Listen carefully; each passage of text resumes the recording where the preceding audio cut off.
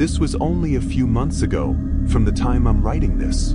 I work an overnight job at a warehouse, so I'm usually home sleeping during the day and am awake between 6 p.m. to about 9 or 10 a.m., even on my days off because I like to keep my body on the same schedule. This night, I was at work until 4 a.m. When I got off, I headed straight home, getting there at just about 4:15. All the roads were empty and quiet. However, when I got up to my house, there was a car parked right next to my driveway. I slowed down as I passed it and turned in, getting a better look at it. It was an old black sedan with heavily tinted windows.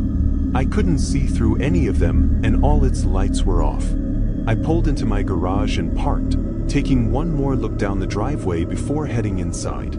The way this neighborhood was laid out, there was a decent amount of spacing between each home, so usually it was pretty easy to park right by whatever house you're visiting or whatever. So parking right by my house seemed really unnecessary when there were so many open places to park along the road. Initially, I dismissed it as someone visiting my neighbors. Maybe they had a party or something, and all the spots on the road closer to their house were taken beforehand. I checked one more time out the windows that morning, about an hour later, and the car was gone. The rest of that day went by as usual. I slept until 6, then got ready for another night at work. When I pulled out of the driveway to leave for work, the car wasn't there, so I really had no reason to think about it anymore. I went through my work night, which was a bit more tiring than usual, but I was looking forward to my night off tomorrow. The shift dragged on until I finally got out and drove home. Again, it was the middle of the night and no cars were out at all. But when I got home, that same old car was there, parked in the same spot as last night. I did what I did before, slowly passing it and trying to see in the windows, but it looked no different than before. This time, after parking in the garage, I walked down to the end of the driveway just to get a closer look. As I was walking there, I thought I saw something move inside the car, behind the tinted window. It was just a glimpse out of the corner of my eye, so I couldn't tell for sure. I guess it could have been just a reflection on the outside of the window too. I walked up, maybe 10 feet from the car, as I wasn't comfortable approaching directly up to it, especially if someone was in there. Even then, I couldn't see anything else. Before leaving, I decided to snap a photo of their license plate, just in case this became a recurring problem. But I figured I'd never actually have to use it. Better safe than sorry. I went back inside. Just like last night, I checked again a while later and the car was gone. Really strange. But it wasn't exactly harming me in any way, so I didn't think there was much else to do about it. I made dinner and watched TV for a couple hours, then got in bed and slept until 6 or 7 p.m. The sun was already set by the time I woke up. Having the night off, I did my usual long walk around the neighborhood. When I left the house, the car wasn't there. But when I got back from my hour-long walk, it suddenly was parked right there in the same spot as the previous 2 nights. I mean, I just walked the entire neighborhood and maybe saw 1 or 2 other cars parked on the street. So why was this one always right in front of my house and only at night? I walked up to it, and this time got right up by the window, putting my hand above my eyes and against the window to block out the reflection so that I could see inside. The car was empty. No people, and not really anything at all to give me hints as to why they were here. This was one of those off situations where it was really odd, but also they weren't harming me in any way at all, so it wasn't simple as to what to do about it. I went back inside the house.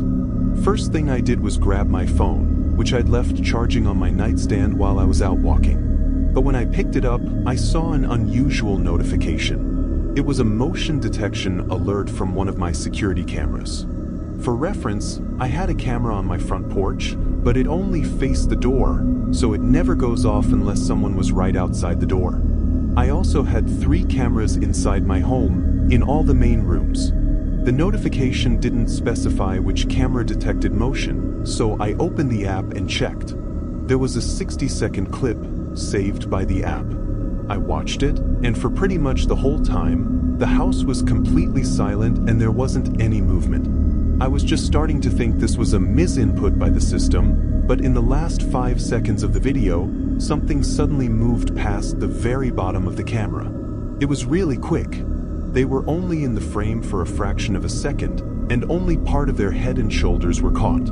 I felt my hands go numb while I held the phone. The room the footage was from was the bedroom I was currently standing in. Suddenly, the silence of the house was deafening. I could literally hear my heart beating as I slowly turned around and started darting my eyes all across the room. They could be anywhere, even watching me right now.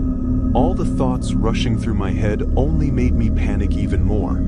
Realizing I needed to leave, I hurried toward the doorway and out of the room. Instantly, I heard movement from the bedroom right behind me, and by the time I got to the stairs, footsteps were rushing down the hallway. They were maybe only 15 feet behind me. I got to the front door and sprinted right into the woods.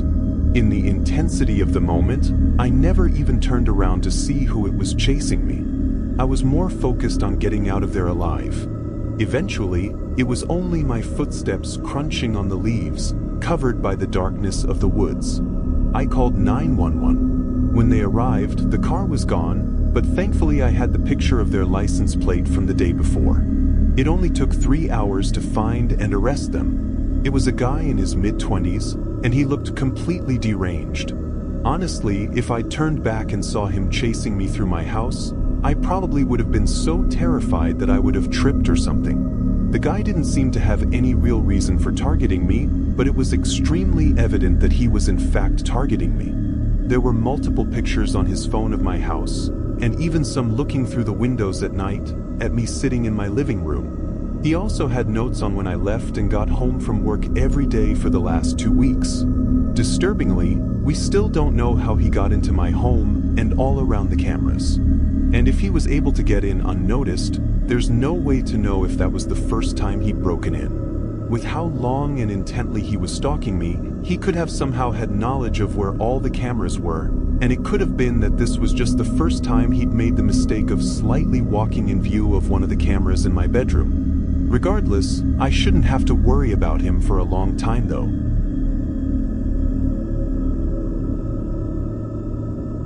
This was 4 years ago, but I still find myself thinking about it every now and again. It was storming pretty bad this night. I worked as an Uber driver, so on nights like these it often gets really slow. Sometimes I don't even get a single pickup. Regardless, I always stayed out and waited, either driving around listening to music, or sitting in an empty parking lot and watching YouTube on my phone. Even if I'd only get a few pickups, it's still worth the extra money that I wouldn't have made otherwise. This night was as expected. Nobody was out or going anywhere with a storm like this.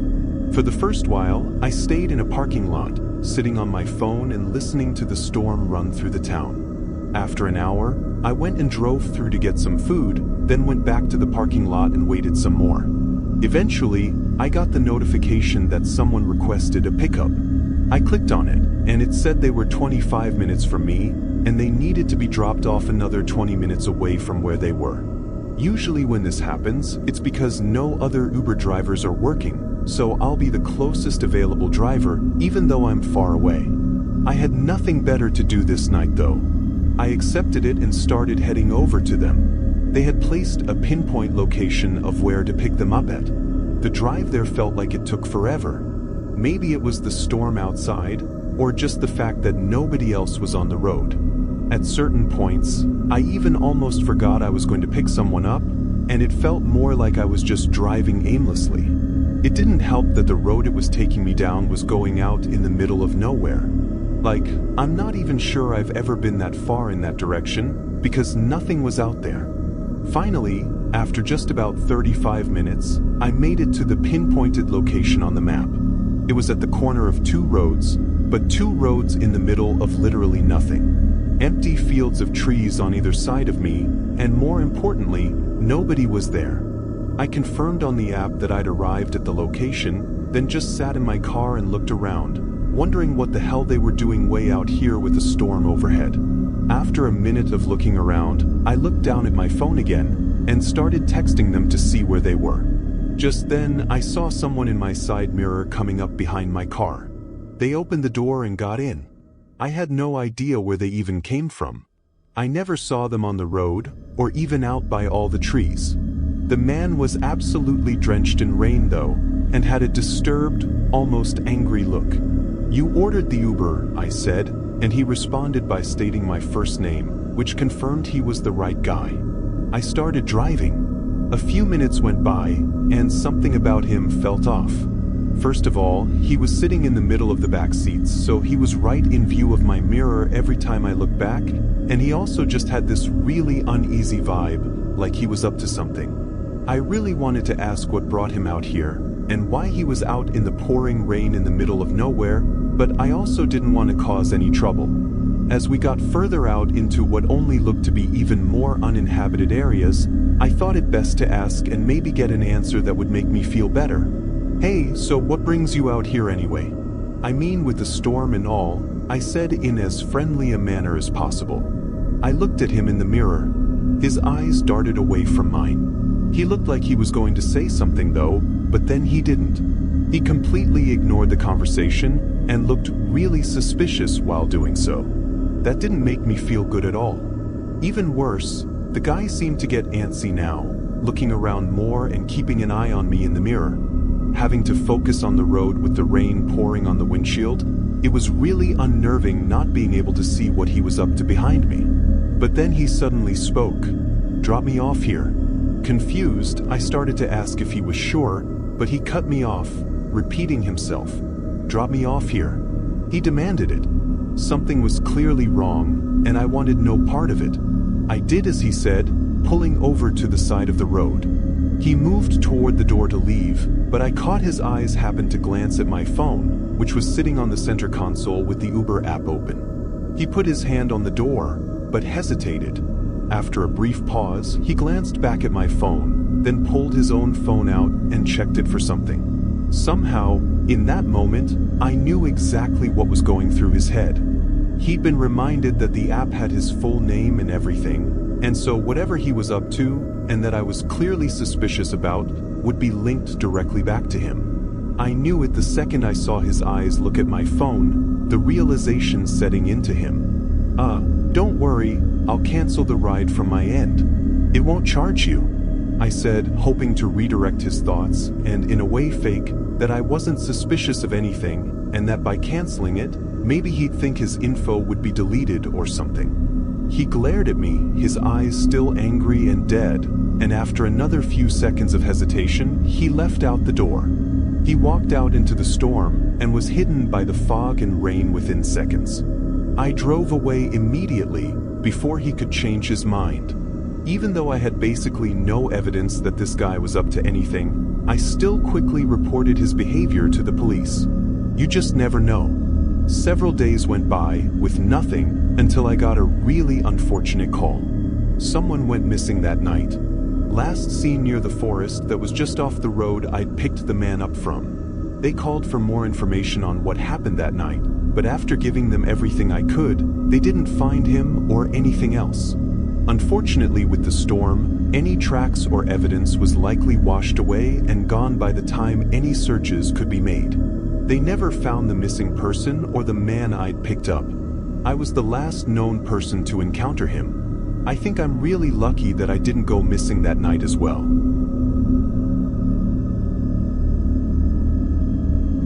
This was on what I thought was going to be a normal weekday for me. However, it turned out to be far from that. Being early April, it was raining a lot around here. My job was partially indoor and partially outdoor, so it was always 10 times worse when it was raining. It wore me out by the time my shift was over. I got off at 6 this day. I drove through the rain 30 minutes to my home, which was nestled away in the rural part of town. Strangely, as I pulled down my driveway, which was just mud at this point from all the rain, I noticed another set of tracks, like another car had recently driven down to my house. I didn't think much of it, assuming it was a mail truck or something, until I got home and noticed no mail or deliveries at my doorstep. Odd, but from the tracks, it looked like when they got to the house, they just did a 3-point turn and left. Probably just made the wrong turn. I went inside and got out of my soaked work uniform, then went to the kitchen to whip up something quick for dinner. It was maybe 7:30 when I thought I heard a knock somewhere by the front door. I say thought because it was only a single knock, and it was kind of quiet. Plus, with the rain and all, it was hard to hear. I got up from the living room and walked to the other side of the house to check the front door. When I opened it, I was smacked in the face by rain and wind, and yet nobody was even on my porch. I looked around for a few seconds before shutting the door to save myself from getting drenched. It was probably nothing anyway. I went back to the living room, where I was watching a show while scrolling on my phone. Nothing really happened for a while, at least an hour, before I got up from the couch to use the bathroom. When I walked out of the room, though, I noticed something really weird. There was a mark on the floor. It looked like a little bit of dirt or mud, which really stood out because the tile floors were white. I knew I didn't wear my shoes through the house, especially not with them being muddy and wet from outside. Also, I was confused how I didn't notice it before. Where the spot was basically right behind my couch, which faced the other direction because the TV was on the far wall. I grabbed a rag and wiped it up, but still felt really weird about it. It seemed like it was going to be just one of those things that happens sometimes, where you never really understand it, but it's not exactly meaningful in any way, so you just forget about it and move on. Thing is, it did cross my mind that maybe it was someone else, but it felt more like me just scaring myself over nothing. I used the bathroom, then went back to the couch. I'd be lying if I said I just forgot about it. This felt different, like I had a bad gut feeling about it. I couldn't help but constantly check over my shoulder, sensing that I was being watched, like that feeling you get after watching a horror movie. With the couch set up the way it was, the whole bottom floor of the house was behind me, which kind of felt unsettling now. It got to the point where I was so uncomfortable that I had to turn the TV off and go upstairs to my bedroom. At least in there, I could be in my bed backed up against a wall, without the feeling that something was behind me. I had a small TV in there as well, so I just continued with my night the same as I was. 20 or so minutes passed, and feeling more comfortable in my room, I was just starting to forget about everything when I suddenly heard something from outside my bedroom door. I'm not sure what exactly it sounded like. It was just a muted thump, maybe a footstep, or something hitting the wall. I didn't know, but it was enough to make me instantly feel unsettled again. I got out of bed and walked up to the door. I put my ear against it and listened. I didn't hear anything. I stood in place for a moment, while I gathered up the courage to open the door, telling myself I had to make sure nothing was going on. I opened the door and looked down the hallway. It was empty and quiet. I knew if I wanted any kind of a peaceful night, I'd have to check around the house as well. The only other room upstairs was the spare bedroom, which was a rarely used library/office space. I started to walk over when out of nowhere, the TV downstairs turned on, and I could suddenly hear the show I'd been watching being played at full volume. My heart burned in my chest from the fear that just shot through me. I sprinted down the hallway and ran downstairs. The whole floor was dark, except for the TV light, flickering and flashing on the walls. I turned the corner into the living room, unsure what to expect. But nobody was in there. I carefully and cautiously walked up to the TV, scanning the whole room as I did, and used the button on the back to turn it off. But was this somehow just the TV glitching, or was something actually going on? All the random things that had happened that night all just kind of added up. I grabbed a knife from the kitchen and began clearing every area of the house.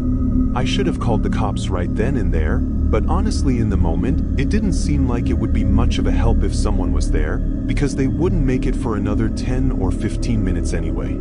I cleared the whole first floor, and through all of it, I never found even a single thing else off about the house. I then quietly walked back upstairs, but by this point I was sure this was all just a string of unusual but meaningless events. I got up to the hallway and walked to the spare room, creaking open the door. I hadn't been in there for a while, but it all looked the same until I noticed something laying on the floor by the closet. It was the TV remote for the one downstairs. Blood rushed from my face. I backed up and ran downstairs and out of the house as I called the police. Sure enough, when they got there, they found a couple other signs that someone else was inside, including a broken lock on one of the downstairs windows. Likely, whoever it was had visited my house earlier in the day while I was at work, probably driving down my driveway and knocking on the door to see if I was home. After realizing I wasn't, they probably drove away, only to come back and break in. They were inside the entire night, quietly lurking around the house. Maybe they really were watching me all night. It still makes me shiver just thinking about it. When I went up to my bedroom, they must have grabbed the TV remote, and obviously they turned it on to distract me as I was walking up to the spare room they were hiding in, giving them enough time to slip out of the house. It's almost 100 times creepier that nothing was taken and no clear signs showed what they were there for. Hopefully, if anything else happens, I'll still be around to update you on it.